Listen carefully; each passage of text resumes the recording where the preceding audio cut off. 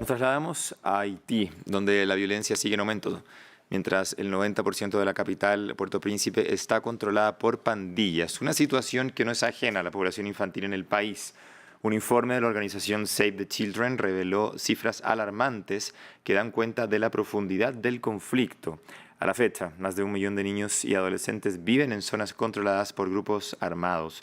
200.000 de ellos se han visto obligados a huir de sus hogares y cerca de 300.000 menores de 5 años se enfrentan a la desnutrición. Una profunda crisis que queremos analizar con Margherita Fanchiotti, directora de Desarrollo de Programas, Calidad e Impacto de Save the Children Haití. Margherita, gracias por estar con nosotros en France 24. Buenos días, un gusto estar con ustedes. Buenos días. Las cifras del informe de Save the Children son alarmantes. ¿Por dónde se empieza para intentar reparar este daño? La crisis humanitaria en Haití es muy preocupante. Es una crisis sin precedentes y las cifras de verdad son muy alarmantes. Por eso es muy importante hablar de Haití y quiero agradecer a ustedes y a todos los periodistas por ayudarnos a alzar la voz de los niños y de las niñas haitianos. Sin embargo, el mensaje que me gustaría pasar es un mensaje de esperanza. Los haitianos son un pueblo muy resiliente que ya han enfrentado muchas crisis y estamos seguros de que podremos salir de esta también, incluidos si las condiciones de seguridad y de acceso humanitario son muy complicadas y tenemos muchas limitaciones. Es posible trabajar en Haití para nosotros, actores humanitarios, y trabajamos cada día para ofrecer una respuesta integrada para los niños que sea a nivel de educación, de protección, de salud, de nutrición o de seguridad alimentaria. Save the Children cuenta con 110 empleados en Haití, de los cuales 103 haitianos, y estamos en el campo trabajando con los niños y las niñas para los niños y las niñas. ¿Y cómo logramos hacerlo? Gracias a nuestros socios locales, las ONG haitianas, que han estado trabajando desde muchos años en algunas de las zonas más difíciles del país, que están reconocidas y apreciadas por la población local y tienen acceso a zonas donde, incluidos nosotros como Save the Children, no podemos ir porque no tenemos acceso. Entonces, es posible cambiar las cosas en Haití, pero necesitamos más fondos para proteger los derechos de las niñas y de los niños haitianos. ¿Qué tan difícil está siendo hoy, por ejemplo, para ustedes como organización Save the Children trabajar, operar y vivir un día a día dentro de Haití? Es muy complicado, pero la situación parece mucho más complicada en la capital que fuera de la capital. Entonces, fuera de la capital no tenemos grandes problemas de acceso y es posible trabajar e implementar proyectos directamente.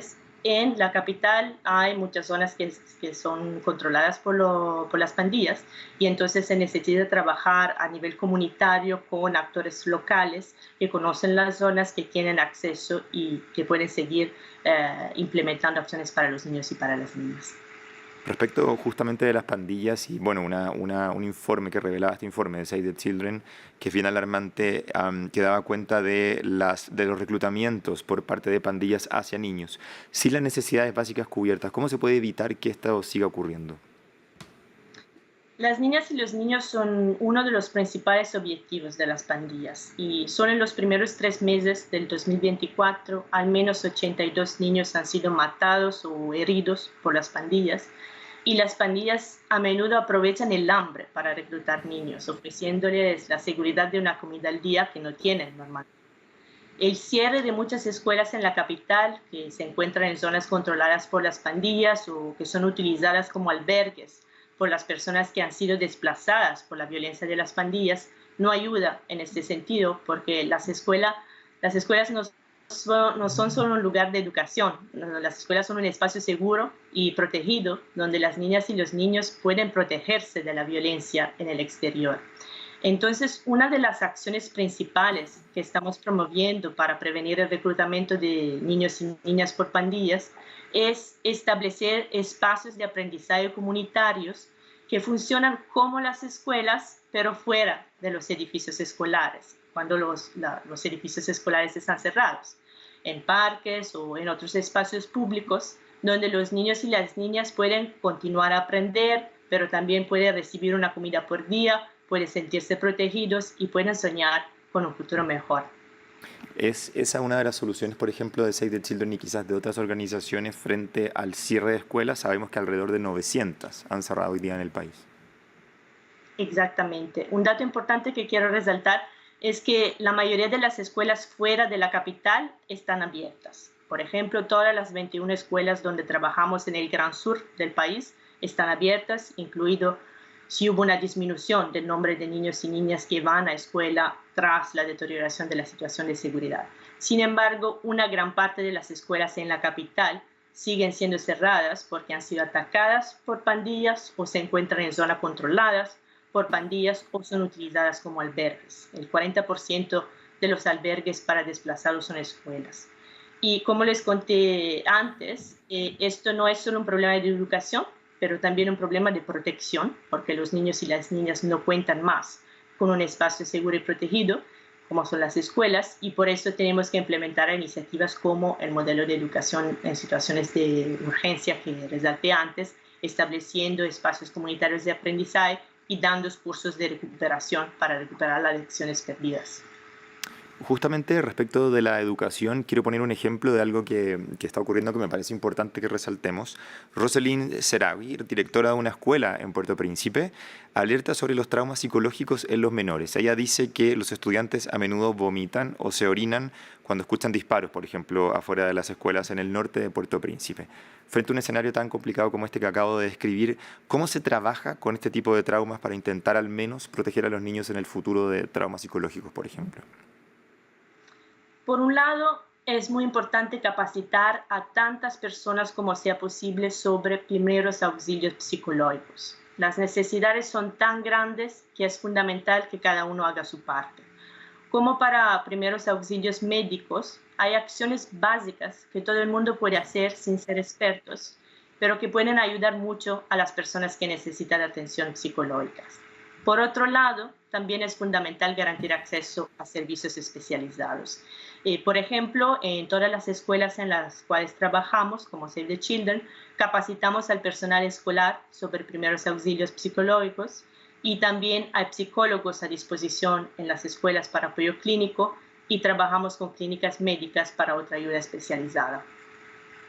Margarita, las gestiones del Consejo de Transición y nuevos líderes de Haití que hoy están haciendo estos cambios ya más a nivel político y estratégico, ¿crees tú que son suficientes o es necesaria la intervención de más organismos internacionales de otros países? Ya se formó un Consejo de Transición que está encargado de llevar al país a las elecciones y también está previsto el despliegue de una misión multinacional de apoyo a la seguridad aprobada por el Consejo de Seguridad de la ONU y que va a ser liderada por Kenia con la contribución de personal y recursos financieros de otros países. Esta misión fortalecerá las habilidades de la policía haitiana mientras que se encuentra una solución política y nacional haitiana con las elecciones. Es importante trabajar de manera conjunta y en el respeto de los derechos de las niñas y de los niños haitianos y de sus familias.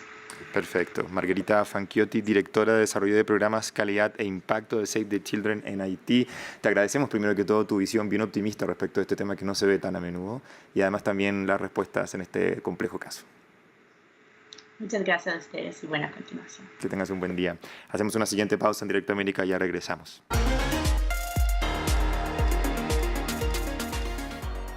Directo América, edición nocturna desde Bogotá. De lunes a viernes, le traemos las noticias más importantes de América Latina y el mundo y debatiremos con nuestros invitados y corresponsales sobre los temas claves de la jornada. Manténgase informado con seriedad y rigurosidad. Únase cada noche para entender lo que realmente importa en nuestra región y el mundo. Directo América, edición nocturna en France 24 y France24.com.